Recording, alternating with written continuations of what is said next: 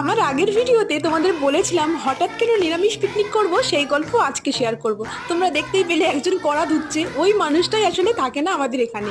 ও থাকে ব্যাঙ্গালোরে, ও nursing complete করে ওখানেই জব করছে। আর ও খুব অল্প দিনের ছুটিতেই এসেছিলো, আর তার মধ্যে সরস্বতী পুজো পড়ে গেছিলো। তো পুজোর সময় নিরামিষের একটা ব্যাপার থাকে, আর এটা ছিল সরস্বতী পুজোর ঠিক আগের দিন। তো ওই জন্যই আমরা নিরামিষ পিকনিক করলাম অ্যাট দ্য ফার্স্ট টাইম। তবে পিকনিকের রান্নাগুলো এত ভালো হয়েছে, এত সুন্দর রান্না হলে আমিষের দিকে চোখই যাবে না।